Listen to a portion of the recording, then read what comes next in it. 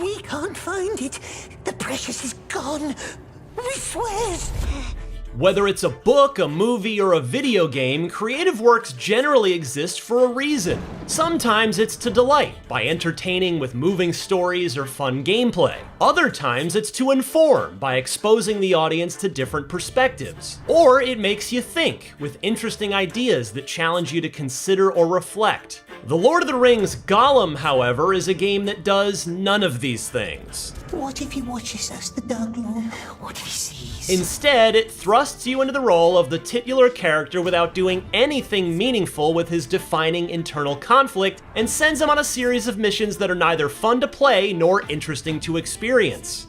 The one question it poses is, why would someone want to play this? I crave disappointment.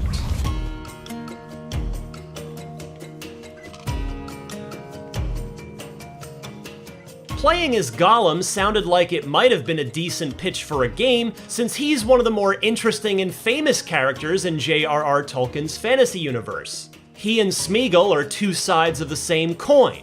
The good person that was Smeagol was tragically corrupted by the One Ring, twisted into this pathetic creature. It's his clammy bare feet that you step into, ostensibly with the goal of regaining possession of the ring from Bilbo Baggins. However, most of your time is spent experiencing Gollum's life as a prisoner during the years between The Hobbit and the Fellowship of the Ring in a linear, story-driven series of levels. Prison Simulator Mordor Edition is sadly less interesting than it sounds. Instead of a grand Lord of the Rings adventure, you are stuck collecting bits and baubles for forgettable NPCs and hiding in bushes from monotonous guard patrols. I'll just call you ugly.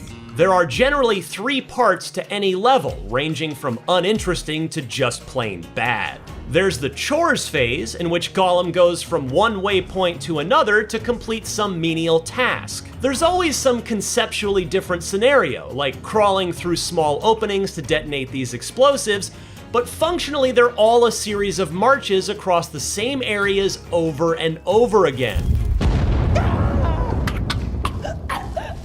It never feels like there's any point to it, just busy work. It could be fun to run around with Gollum thanks to his surprising sprint speed, but he has a stamina meter that depletes in just a few seconds and takes far longer to replenish. Trying to get anywhere involves too little speed, too much waiting, and an unfortunate amount of hearing Gollum choking on his own breath.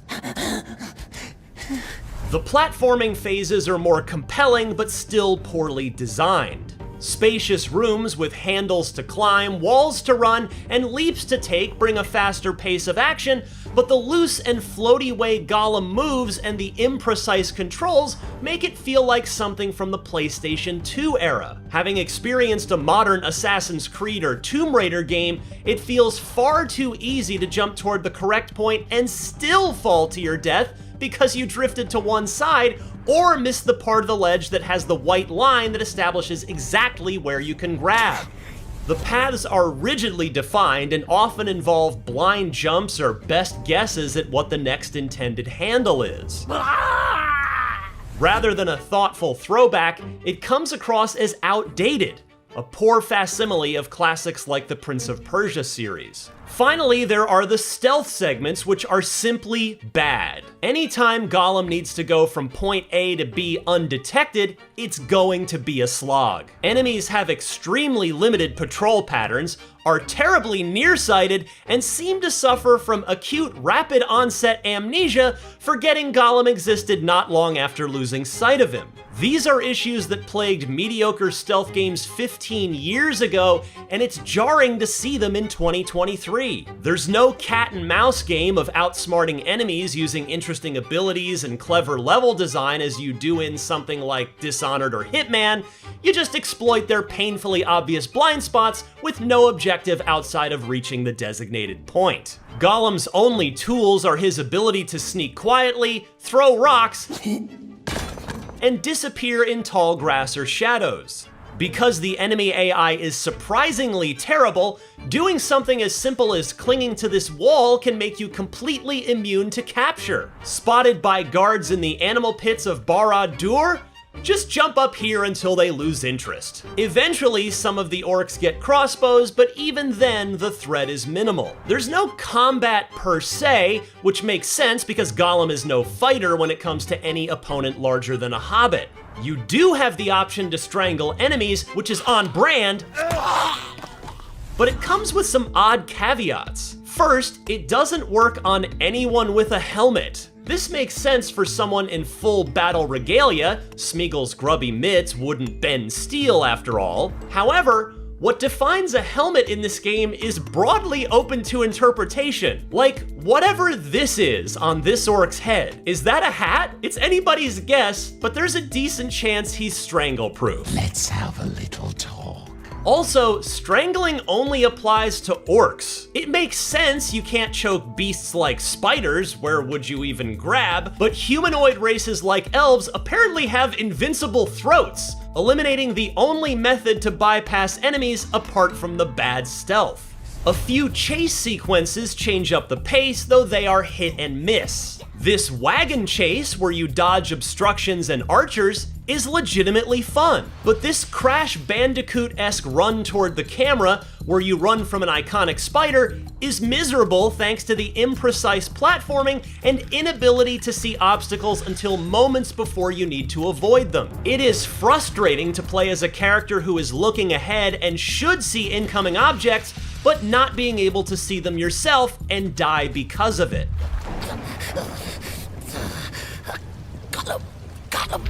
Hardcore Lord of the Rings fans know Gollum himself is a complex character, both a victim and a villain, but that's not explored in any meaningful way in this story. There are occasional binary choices to answer questions or take action as Gollum or Smeagol, but it never felt like this altered the story or had lasting effects on Gollum himself. Sometimes there's a need for one side of Gollum's personality to convince the other to go along with plans, like when Gollum is hiding from an orc and a painting of the Eye of Sauron sends him into hysterics. The two choices were kill the orc, which Gollum supported, or the Smeagol-endorsed option to keep panicking.